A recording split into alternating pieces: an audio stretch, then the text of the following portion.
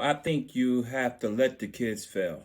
Okay. Ultimately, they're going to decide if they're going to succeed or not. No matter what it is, no matter how you have it set up, no matter nothing. You can have everything set up for them to win. They decide if they want to win or not. Okay. So I believe you got to let them fail, and you got to let them fail on their own terms, the way they want to do it immediately, right? The quicker you let them do that, they will learn. That's when progress happens. Okay.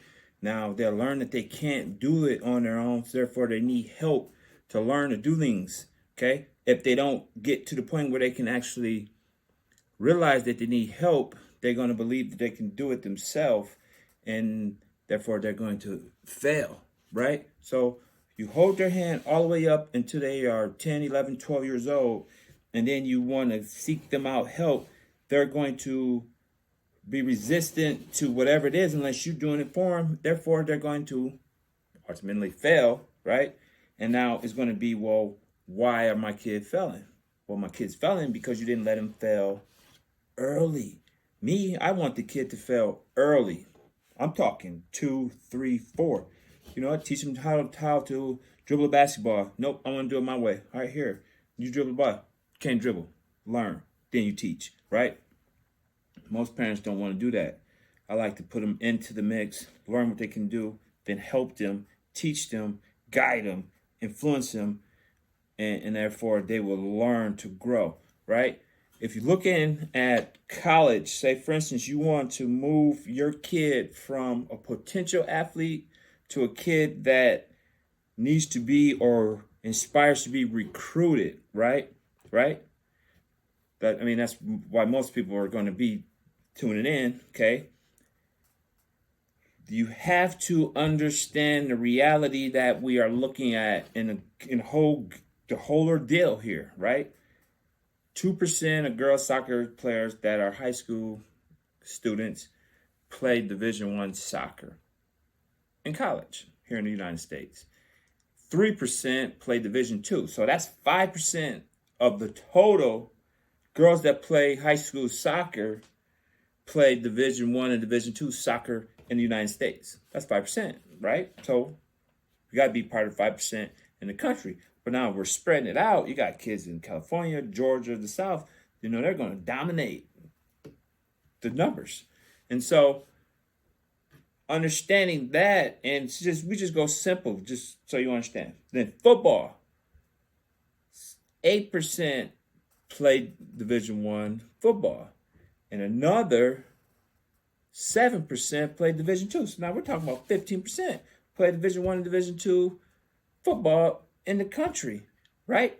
Now, let's do the numbers. If you hold your kid's hand from birth, right off the nipple, to when you let their hand go at 10, 11, 12, right?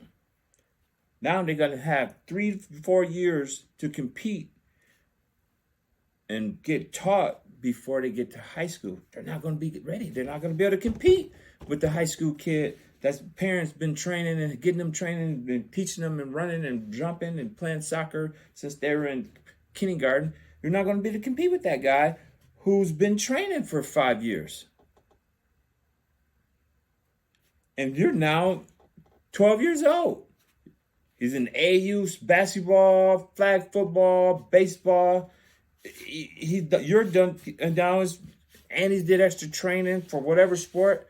He's going to be physically, conditionally, mentally, and experienced in the competitive environment more than your kid at 10. So now you got 4 years now of development at the same level. Then once you get in high school, is your development? He's got 34 years ahead of you. Doesn't make sense to me, right? So you have to bare minimum, you have to take your kid and you got to put them in soccer early and start the development. See what they need. They running for them. You teach them how to run, or you get them a running coach. Very simple.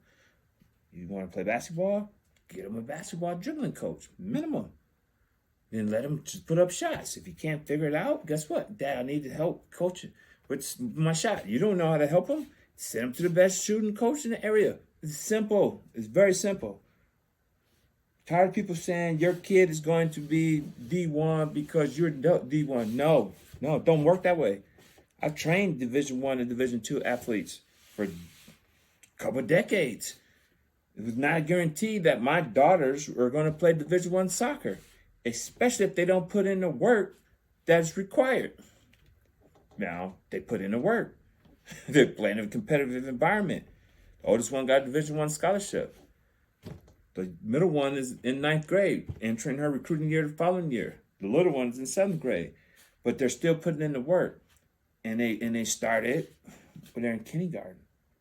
Extra this, extra that, doing this, running form, good conditioning. Around me, I've been training people. They teaching them. Hey, y'all jump in and do the ladder drill. Y'all jump in and do the band work. You know, it's just a functional thought process that you got to say to yourself, this is the way left, and this is the way right, where this is rational, this is emotional. You have to do the rational thing and start when they're young. Simple.